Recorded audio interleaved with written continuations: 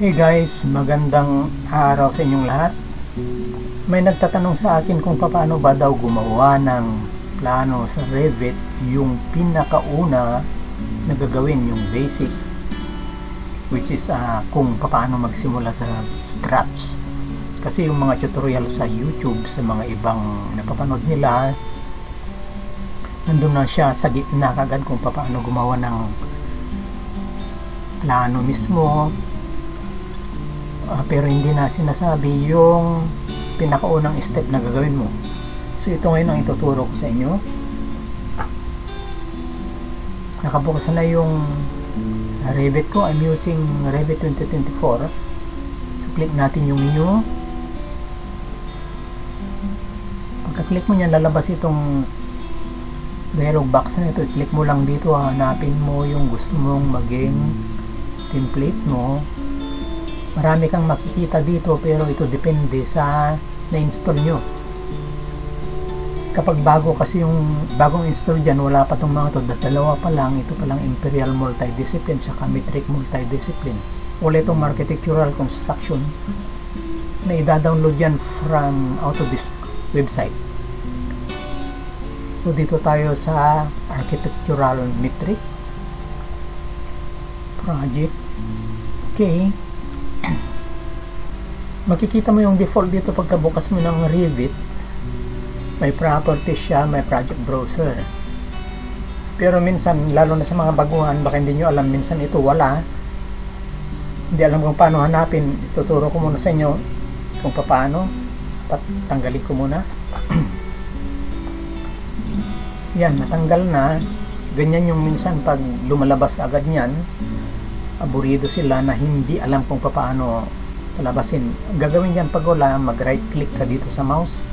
Nandito yung dalawa, browser tsaka properties. I-click mo lang ito, itong project browser, lalabas na siya. Right click ulit, properties, lalabas. Tinandan niya siya. Okay. Now, ang pinakaunang gagawin kapag magsisimula ka niyan, yung i-check mo kung ano ba yung units na kailanganin mo. Units, pag sinabi ko, yung gagamitan nating panukat sa plano. Although sa Pilipinas automatic na kasi yan na ginagamit natin ay metric or sa meters, hindi na masyadong ginagamit yung mga feet or inches. Pero nangyayari kasi na kapag may mga kunyari nakihiram ka or ano man, nag-install ka ng bago, hindi mo alam yung units niya, nandun pala siya sa feet at saka sa inches. Paano natin i-check yan? I-set ngayon, palabasin natin yung units niya, check natin. So type U, enter, lalabas itong dialog box na to. Makikita mo dyan yung mga sukat ng area, distance, length. Ang kakailanganin natin muna ngayon ay distance at saka length. Itong mga cost per area, mamaya na yan sa BIM yan. Yung area, pwede magamit natin yan. Yung area, nasa square meter na siya, okay yan. Sa length, sa distance natin, centimeter siya, which is ayoko, papalitan ko yan, gusto ko ng mm, click yan, so nag centimeter siya. Nandito yung option mo kung anong gusto mo, so millimeter. Okay. Sa length, naka-mm na siya, so okay na yan. Kung gusto mong palitan, nandyan din yan. Maghanap ka ng gusto mong sukat. But for now, dito tayo sa distance at saka length, mm siya. Okay, so i-okay na natin. Alam na natin na yung sukat natin mamaya ay millimeter. So tapos na sa units. Ang pangalawa ay sa grid. Magkarga tayo ng grid line, o yung tinatawag na mga lokasyon ng poste mamaya sa plano. Saan tayo? Dito sa architecture, dito sa grid, click mo yan, mag-drag tayo dito taas. Okay.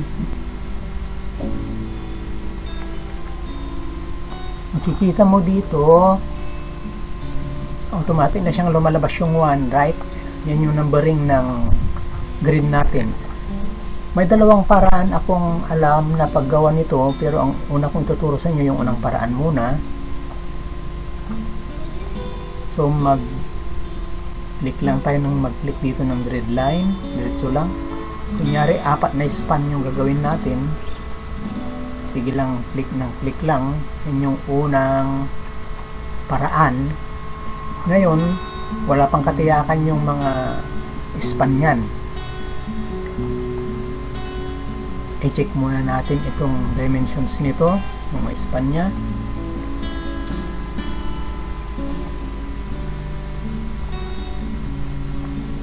Oy, sorry. I-click natin yung dimension dito.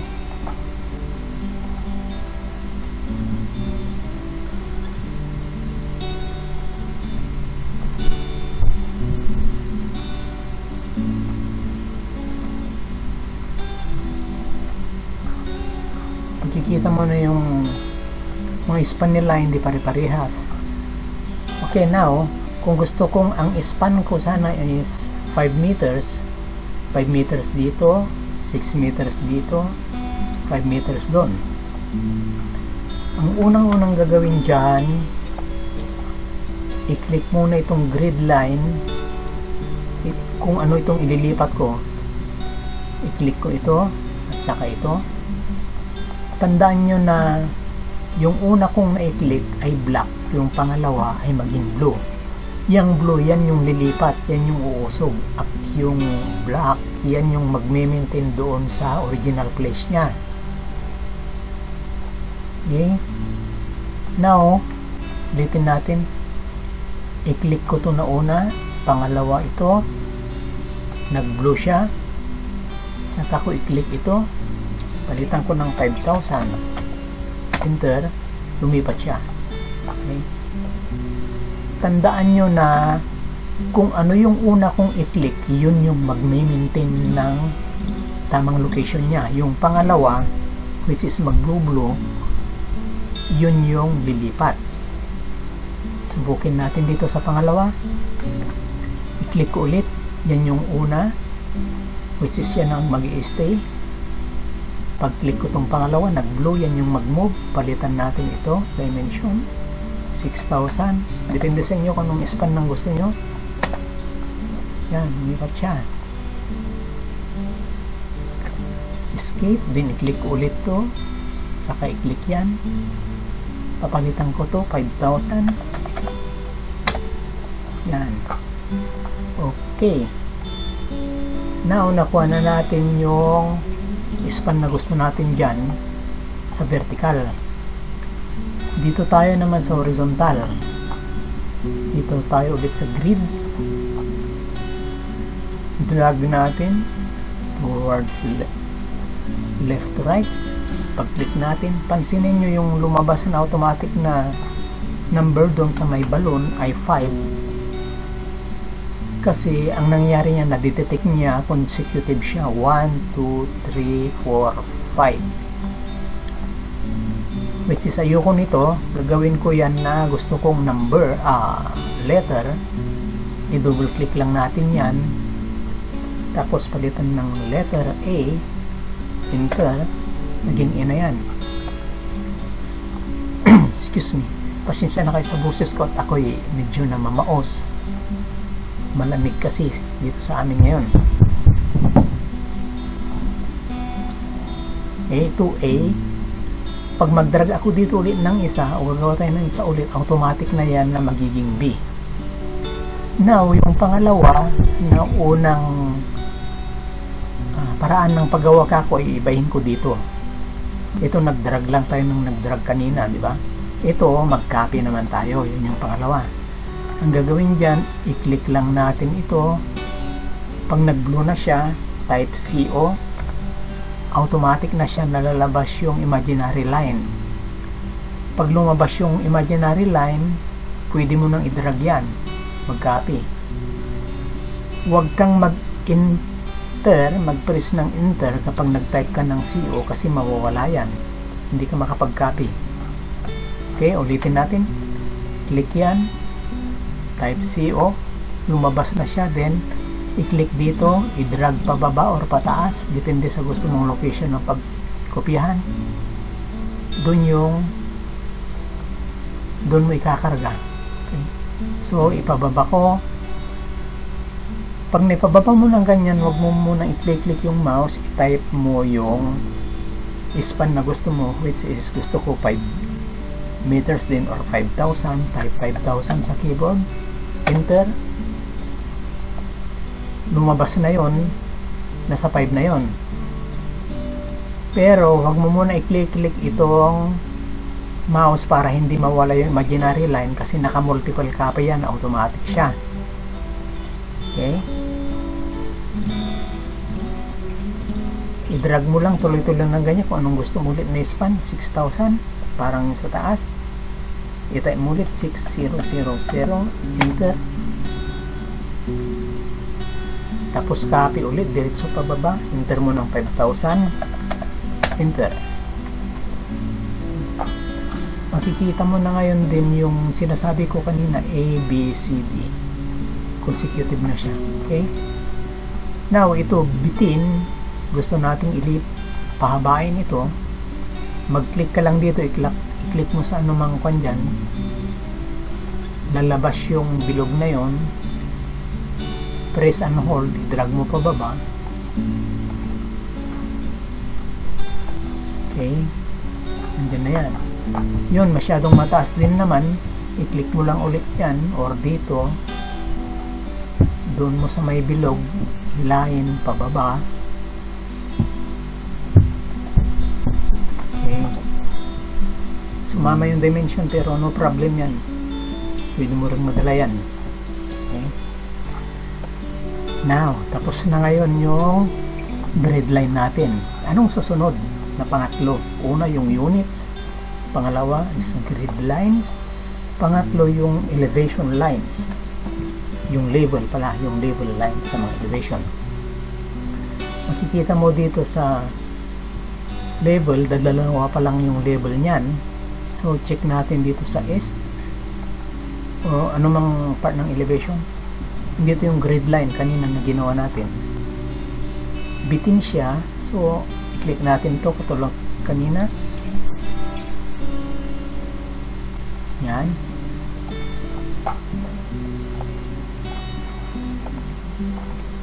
label 1 at saka label 2 lang yung naka-default, which is nandito.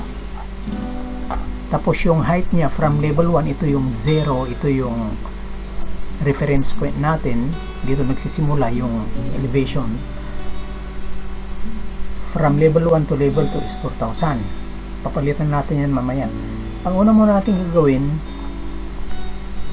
isipin natin ano ba yung lalim ng foundation natin.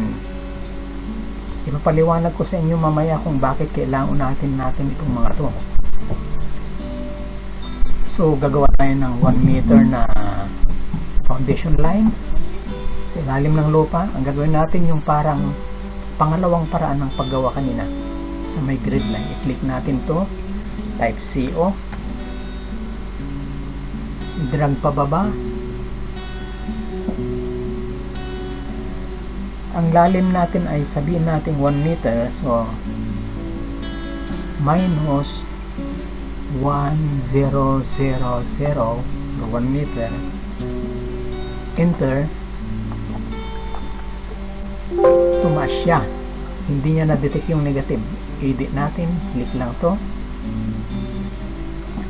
minus 1,000, enter. Yun, bumaba na siya. Pag ganyan na nagkatabunan, i-click nyo lang to, yung cutting line na yan, break line. Yan. Bakit ngayon, ang tanong bakit naging level 3 ang lumabas? Kasi nadidetect niya level 1, level 2, automatic na sinusunod niya kasi level 3. Ngayon, i-edit natin to, double click lang,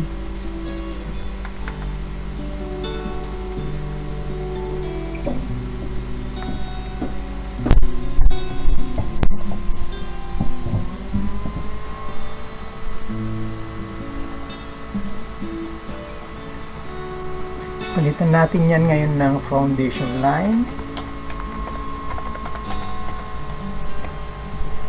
Enter. Itong level 1, double click natin, palitan natin ng natural ground line.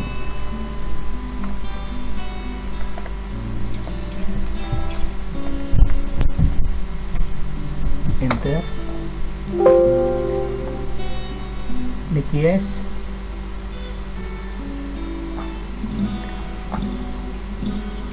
Ito naman, sasabihin natin top of beam. Double click natin. Pansinin nyo itong natural ground line, label 1 kanina, automatic na siya nagpapalit doon. Itong label to, pagpapalitan ko rin, magpapalit doon. Check na, karga natin yan na top of beam. Enter. Yes. Nandun na siya, top of beam. Ngayon, ano ba ang susunod natin gagawin? Yung elevation ng slab on fill natin. Gawa tayo, sabihin natin 80 cm or 0.8. Click natin to, CO.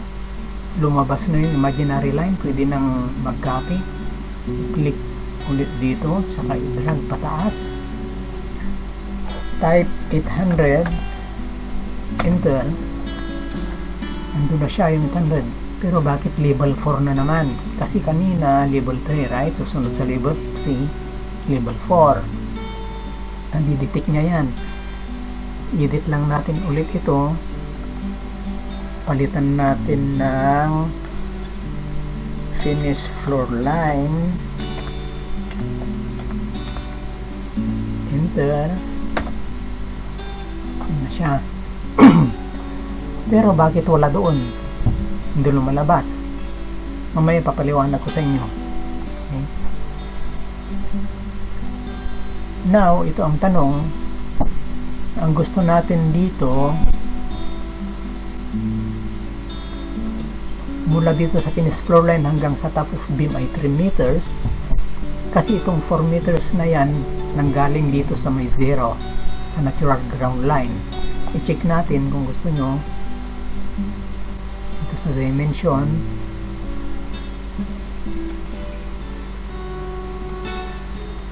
tingnan nyo, 4 meters, right?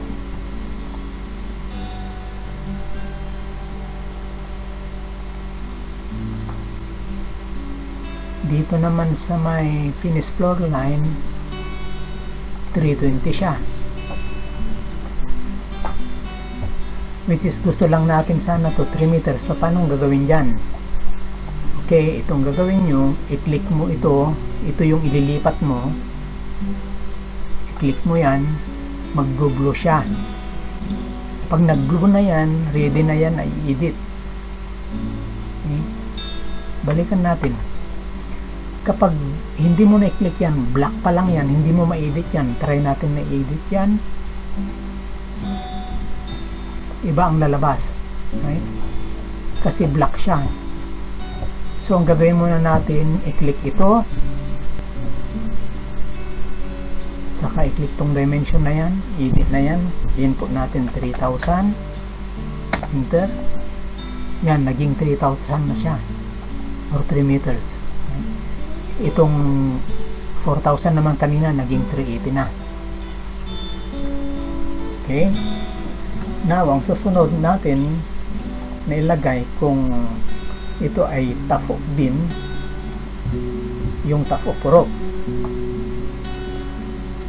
Mag-copy tayo ulit. Ano ba yung gusto nating height ng trusses sana natin o roof natin? Sabihin natin 150. 1.50 meters. So, i-click natin to. Type CO. Nag-imaginary line na siya. Ready to drag. Puntang taas, input 1,500.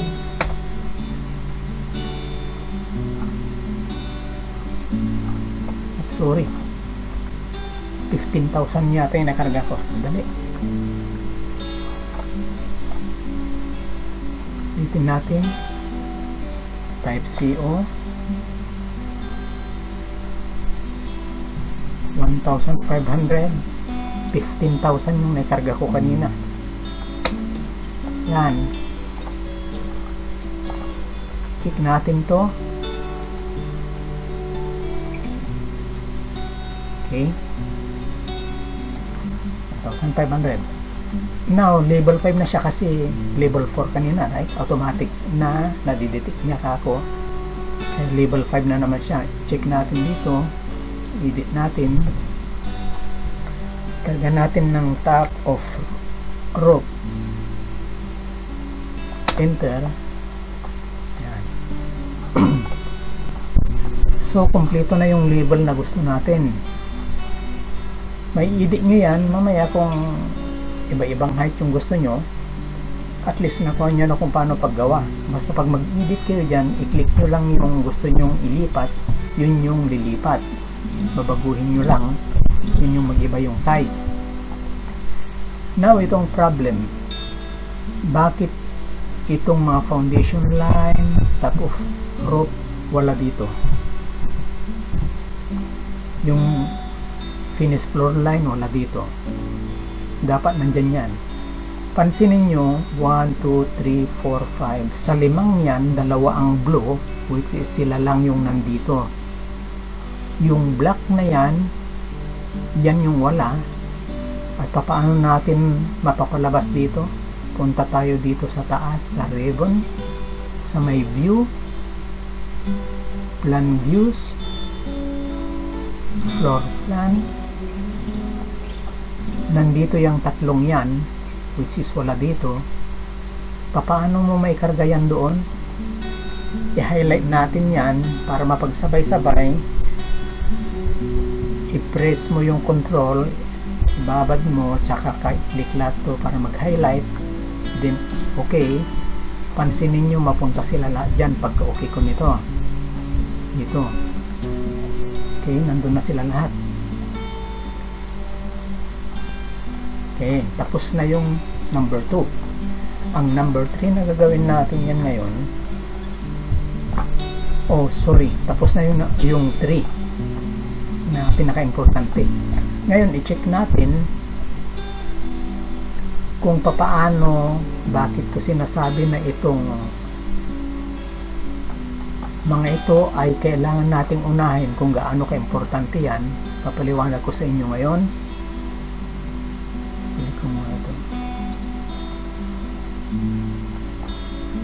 Para makita nyo, dito muna tayo sa may view, dito sa tile views.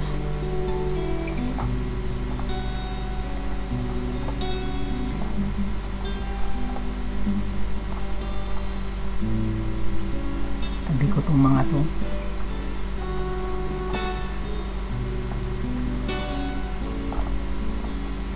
Dalawa na tong yung tile views natin. Ito yung natural ground line, ito yung elevation. I-shaded part muna natin itong mga to para madali nating makita. Itong gagawin ko, ipapakita ko lang sa inyo kung bakit kailangan na ito muna ang mahalaga. Gagawin nyo.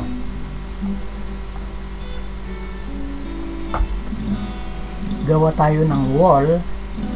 So dito tayo sa architecture, wall. Nandito ang basic wall. Okay, nasa wall tayo.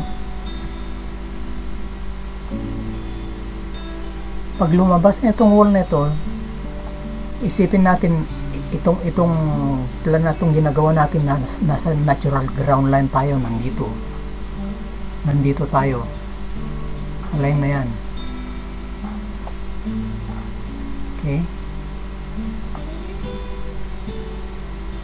Wall, ulitin natin.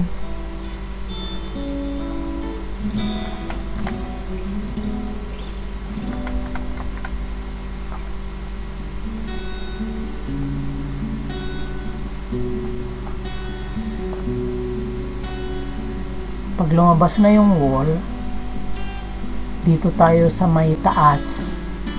Tingnan mo dyan. Pag nasa natural ground line tayo, saan mo ba gustong ipataas? Doon sa top of beam. Okay? Dito tayo yung wall natin. Ang ginagawa lang muna natin yung hanggang sa top of beam. From natural ground line hanggang sa top of beam. Okay? Ulitin natin.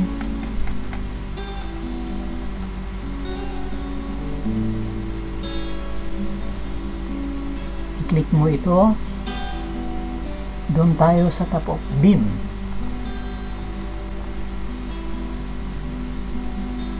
Mag-drag tayo dito para makita nyo yung wall.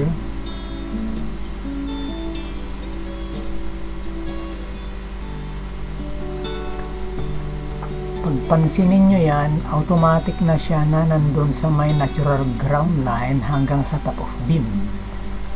Yan yung gamit kung bakit kailangan na naka-assign na lahat yung mga site nito, yung mga height niya, yung mga level niya. Kasi kapag nagkarga ka dito sa plano, nadidetect na niya automatic doon. Pero depende sa settings mo yan. Now, tingnan natin para ilipat natin yung assuming na nandito tayo ngayon sa natural ground line hanggang sa top of beam. Assuming na ang gusto ko ay yung on-fill lang muna, ito lang muna at parang sa foundation siya. Ilipat ko na yung height sana nito dito lang sa floor line. I-highlight natin ito, itong wall lang. Pag mag-highlight na siya, lalabas dito, tignan mo yung pinagsimulan ng natural ground line hanggang sa finished floor line.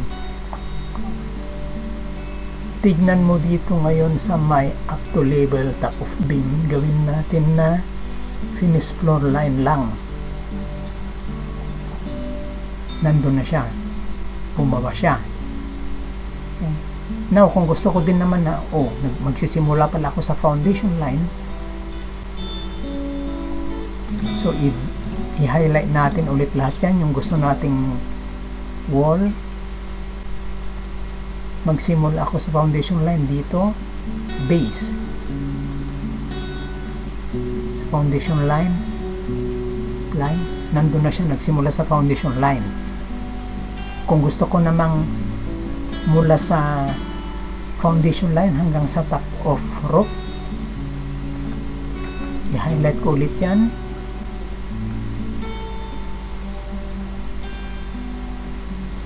Top constraint up to top of roof, nandun na siya. So makikita nyo ngayon na ang gamit itong mga in-assign natin ay para sa proper namang height na gusto natin, na hindi na mahirap mag-edit or mali-mali yung magawa natin na height. Kaya na importante, kaya nandyan yung basic na pinakauna. Okay, so hanggang dito lang muna. Sana nasagot ko yung katanungan mo, Miggy the Great. And sana subscribe para makatulong. Thank you so much and bye bye.